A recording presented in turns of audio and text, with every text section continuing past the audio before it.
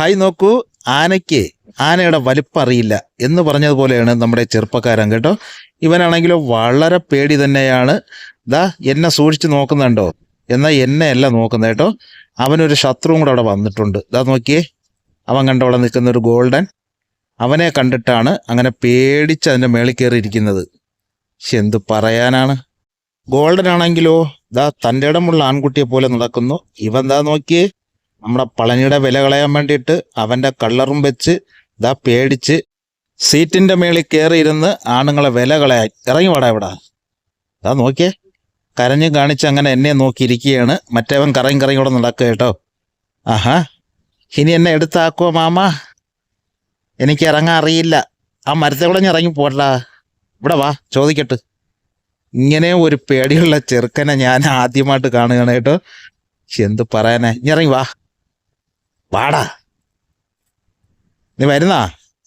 ലവൻ പോയാന്ന് mama നോക്കിയിട്ട് വാ, എന്നിട്ട് ഞാൻ ഇറങ്ങാം. എന്തായി മാമ, അവൻ പോയോ? അവൻ പോയടാ, നീ ഇനി ഇറങ്ങി വാ. നീ ഇനി ഇവിടെ കിടക്കേണ്ട കാര്യമൊന്നുമില്ല. അവൻ ഇവിടെ പമ്പ കടന്ന് ഇനി പോരൂ, വാ, ചോദിക്കട്ട്. എടാ സുന്ദര കള്ള, ഇറങ്ങി വാടാ. നിന്റെ ശത്രുവൊക്കെ ഓടി. നീ ധൈര്യമായിട്ട് ഇനി ഇറങ്ങി വാ. ഇതാ മരത്തേഞ്ഞ് കീഴെ ഇറങ്ങും. മാമൻ പറഞ്ഞിട്ടാണ് ഇറങ്ങുന്നത്. ഇനി അവനെ കണ്ടു കഴിഞ്ഞാൽ ഞാൻ ഈ ഭാഗത്തേ വരില്ല. മാമൻ അറിയില്ല ഒരേ ദിവസം കഴിഞ്ഞു പോകുന്നത്. അത്രയ്ക്ക് ശത്രുക്കളാണ് ഇവിടെ ഉള്ളത്. ഒരുപാട് ശത്രുക്കൾ കൂടി മാമ. എവിടെ ഇരിക്കാൻ പോണത്? വാ, ഇല്ല പടിയിൽ പോയിരിക്കാം, വാ. അങ്ങനെ ഞാൻ വിളിച്ചിട്ട് ഇറങ്ങി വന്നെങ്കിലും അവൻ ഇതുവരെ സംശയം തോന്നിയിട്ടില്ല. അവൻ എന്താ നോക്കി ആ ഭാഗത്തോട്ട് തന്നെ നോക്കുകയാണ്, അവൻ പോയോ ഇല്ലേ എന്ന് കേട്ടോ. അങ്ങനെ അവന് തൃപ്തിയാവാതെ അവിടെ നിൽക്കുകയാണ്. അങ്ങനെ ഞാൻ പോയി പടിയിരുന്ന്, ഡാ വാ, വരുന്നില്ലേ? എങ്ങോട്ട് പോയി? വാ വാ വാ.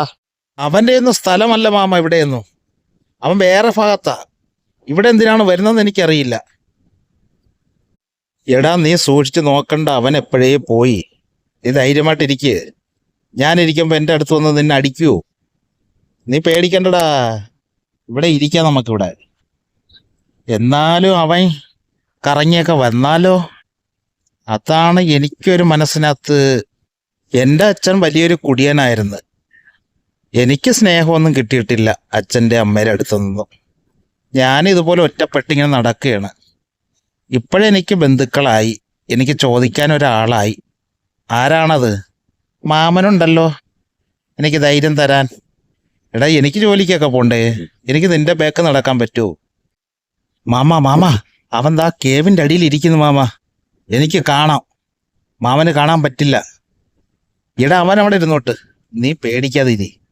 അവനെയും പേടിച്ച് നിനക്ക് ജീവിക്കാൻ പറ്റുമോ? അവൻ എങ്ങോട്ടും പോയിട്ടില്ല.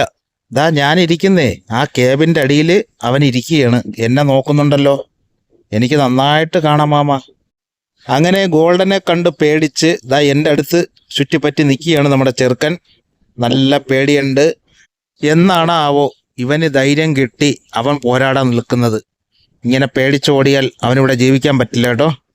എന്തായാലും അവൻ്റെ കാര്യം വളരെ കഷ്ടത്തിലാണ്.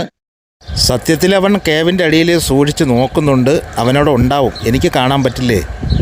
അതാ നോക്കിയേ, നമ്മുടെ ചെറുക്കൻ അങ്ങനെ കറങ്ങി കറങ്ങി എന്നെ വിട്ടുമാറാതെ നിൽക്കുകയാണ്. ഞാനിവിടെ ഇരിക്കുന്നത് കൊണ്ട് ആന ബലമായിട്ട് എൻ്റെ കൂടെ കൂടി നിൽക്കുകയാണ്. ഇതാ പയ്യ അതിനകത്തുണ്ട് കേട്ടോ, ഗോൾഡൻ.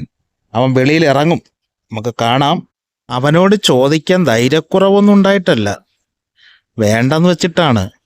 എടാ സുന്ദര, നീ ഇതുപോലെ ഇങ്ങനെ കിടക്കാതെ കുറച്ച് ധൈര്യമൊക്കെ മനസ്സിനകത്ത് വരുത്തിയെടുക്കണ്ടേ?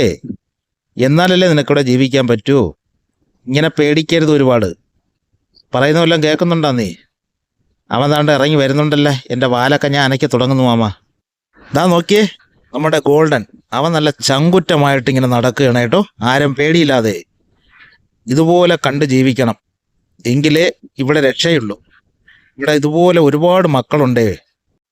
അവൻ കറങ്ങി കറങ്ങി ഞങ്ങളിരിക്കുന്ന ഭാഗത്തേക്ക് വരികയാണ്.